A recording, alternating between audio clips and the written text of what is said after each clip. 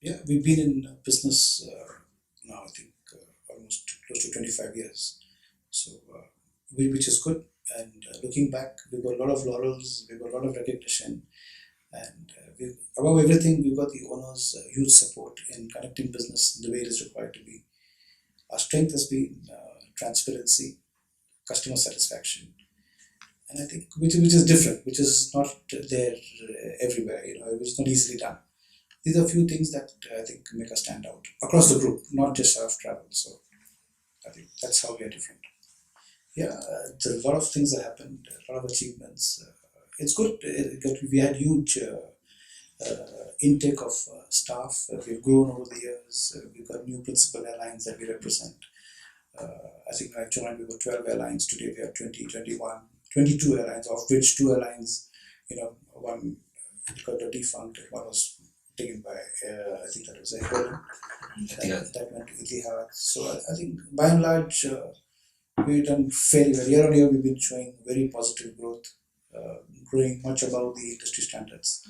So I think that speaks for itself. I think it's best left to the figures to talk than me do the talking. So I think that's again a huge plus.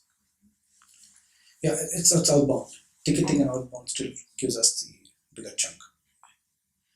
Rough patches, yeah, we do. We are in business, so it's never smooth. Every day is a challenge.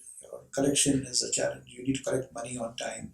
Your bank charges going up. Your challenges are, clients not paying you, so that then, you're having a recurring effect on the other businesses that you do. And it's always been then you've got the world calamities that happen from you have the tsunami, you have the swine flu or the SARS, or you have the civil unrest or the war.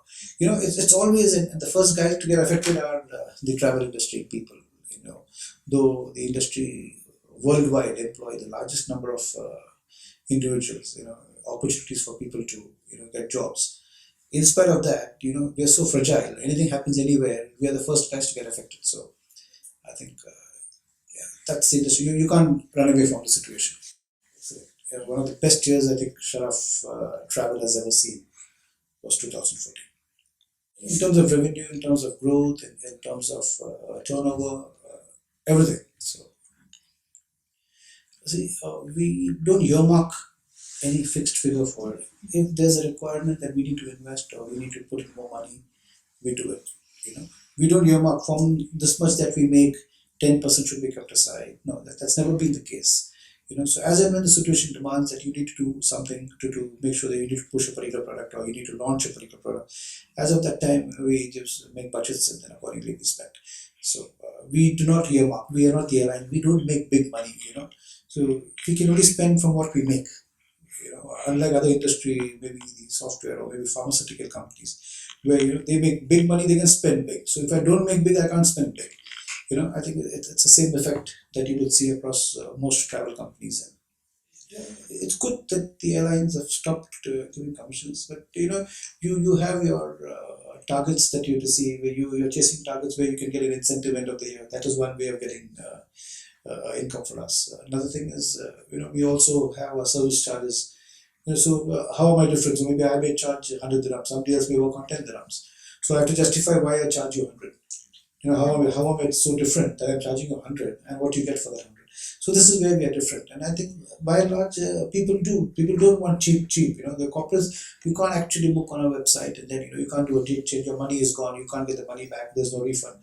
With us, you're sure your money is not gone anywhere. And, so we're much more established and we will have a 24/7 setup. And, so these are things that make you different. And it's, I'm sure all my colleagues in the industry probably do a good job, as good as what I do. But in situations, how we react to those situations differently is what that matters. So I think that again is that's how we still retain most of our clients.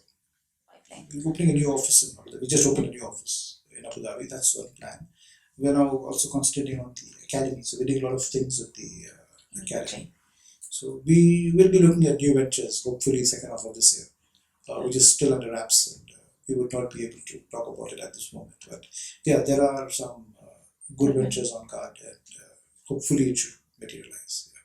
Yeah, see, airlines is not that we have a conscious effort of just to add airlines. We don't add airlines. We have to see value in it. We have to make sure that it makes an impact to this region, and there is some business volumes that the airline also should be satisfied being present in this country. They should get some revenue out of this country, which may not happen for all the airlines unless you actually fly into this country, and So there are, it's not an agenda or a budget or next year we need to take two more airlines. We have no such. Yeah, we're constantly working with partners, and as and when we see more of our airlines that we represent today, they might become online tomorrow. So that's where we work on. So today we have Al Nippon, we have Asiana, we have Bangkok Airways, and we have so many airlines. One of these might start flying into Dubai tomorrow. So that's what we want. So that we constantly work on. Airlines, yeah, today we've got South African Delta, Virgin Atlantic, SpiceJet, Tag Angola Airlines. Fairly, these are real big airlines that matter very much. Yeah. We're looking at a lot of unique packages. See, today, destinations like Iceland. People, very few people know how to go to Iceland. So we're promoting Iceland, we're promoting Maldives. Turkey has been a hot sell. We're doing extremely well for Turkey. We are able to represent Pegasus Airline. So we have more and more travel agents actually selling Turkey than anybody else. So we have a lot of travel agents who actually buy packages from us. We have tied up with quite a few ground operators in Turkey, and that's actually working very well. So Turkey is one. Europe, we're seeing a lot of European destinations over Istanbul. So you go to Europe and get Istanbul for free, and So a lot of these things are actually is buzzing. Yeah. So. Sharaf Travel was formed to provide travel and tourism services to the expatriate population in UAE. Has company's motto changed in the years that has gone by? Not necessarily. I believe it was formed when they had their own company, shipping company. So we said, okay, when we are doing our own tickets, we have our own employees, and so we started off as a travel agency, But now it's beyond. We have a very, I think, not a very big percentage of our business is captive. So which means most of our clients are from the outside the group.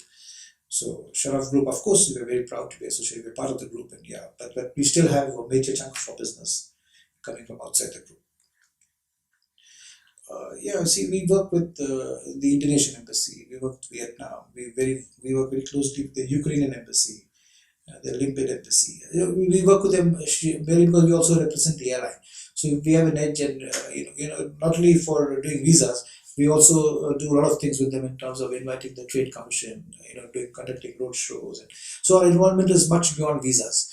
So we're very proud of being associated with the embassies and consulates, and of course this is one more way of helping the travel community and the traveling public.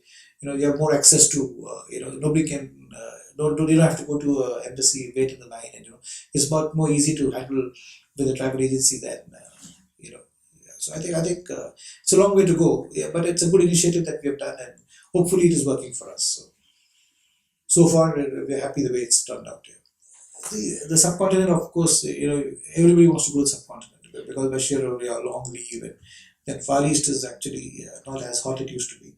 But I think Europe is now because of the euro, and so I think Europe is gathering steam. So a lot of people are now with the US. Actually, I think will be topping. So more and more people are getting US visas. It's much more relaxed. So USA is doing extremely well. Europe is doing very well. So the shift has been there from Far East to the West. No, we are not really. We are not. We may not be even be exhibiting at the ATM. So yeah, nothing to do with the ATM. We will not make any announcements. But yeah, we will be present at the ATM. We have our partners who are coming there, and yeah, we will. Recent awards. Yeah, we will soon be getting. I think by tomorrow or day after. I'm sure it'll come in the press. We will be the only authorized training school of IATA in the region. So which is a very good thing. We have other authorized training centers, but as a school, we'll be the only one. I think that's a very good achievement. And with regard to the travel side, yeah, we are top 10 in the region, and we feature with the most airlines. We're in the top 10. That again, yes, and we do a lot of incentive groups that we've not done in the past. So these are a few things which are looking different. So I think you can't work on numbers or statistics to reach that, but these just happen. So if you have a focus on doing what you're doing right, these achievements will automatically come in.